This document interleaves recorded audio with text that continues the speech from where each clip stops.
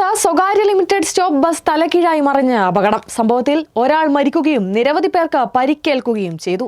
Kuttippuram railway മേൽപ്പാലത്തിന് സമീപമുള്ള ദേശീയപാതയിൽ നിയന്ത്രണം വിട്ട ബസ് ഡിവൈഡറിലിടിച്ച് തലകീഴായി മറിഞ്ഞു. ബസ് നെടുകെ മുറിഞ്ഞ നിലയിലാണ് ഉണ്ടായിരുന്നത്. കോഴിക്കോട് പെരുവയൽ സ്വദേശി വൈഷ്ണവാണ് മരിച്ചത്. അപകടത്തിൽ 26 പേർക്ക് പരിക്കുണ്ട്. ഇവരിൽ 3 പേരുടെ നില അതീവ ഗുരുതരമാണ്. പരിക്കേറ്റവരെ ആശുപത്രികളിൽ പ്രവേശിപ്പിച്ചു.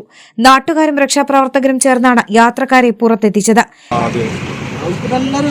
ഭയങ്കര ബഹളം തന്നെ. ആൾക്കാർ അങ്ങോട്ടും ഇങ്ങോട്ടും എന്താ ചെയ്യേണ്ടതാണ്. അപ്പം ഉണ്ടാക്കാൻ ഡീസൽ വീഴുമ്പോൾ ബ്ലഡും. അപ്പോൾ അതായത് ആദ്യം വണ്ടിയിൽ നിന്ന് ഇറങ്ങാൻ പറഞ്ഞു.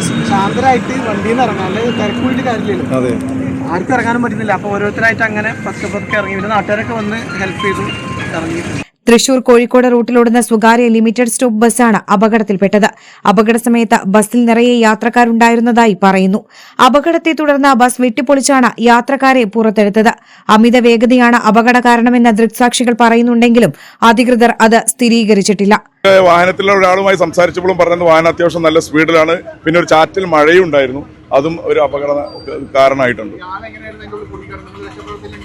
തീർച്ചയായിട്ടും ഞാൻ ഉണ്ടായിരുന്നു. പിന്നെ അതിൽ 2 പേര് അതീവ ഗുരുതരായിരുന്നു. ഒരാൾ അവിടെ തന്നെ മരിച്ചായിട്ട് ഞങ്ങൾക്ക് സംശയം തോന്നിയിരുന്നു. തൊട്ടടുത്ത ആശുപത്രിയിൽ ചെന്നപ്പോൾ അയാൾ മരിച്ചു എന്നാണ് അറിഞ്ഞത്. ആള് ബാക്ക് സീറ്റിലായിരുന്നു. ബാക്ക് സീറ്റിൽ നമ്മൾ പെട്ടെന്ന് വാഹനത്തിൽ നിന്ന് പുറത്തെടുത്താണ്. വേഗതയും മഴയിൽ റോഡ് നിറഞ്ഞുകിടന്നതും അപകടത്തിന് കാരണമായിട്ടുണ്ടാകുമെന്ന് നാട്ടുകാർ പറയുന്നു. റോഡ് സൈഡിൽ പാർക്ക് ചെയ്തിരുന്ന കാറിന് മുകളിലേക്കാണ് ബസ് മറിഞ്ഞത്.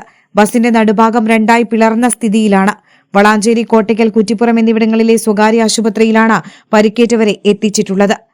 വളാഞ്ചേരി ബ്യൂറോയ്ക്കൊപ്പം ന്യൂസ് ഡെസ്ക്, കേരള വിഷൻ.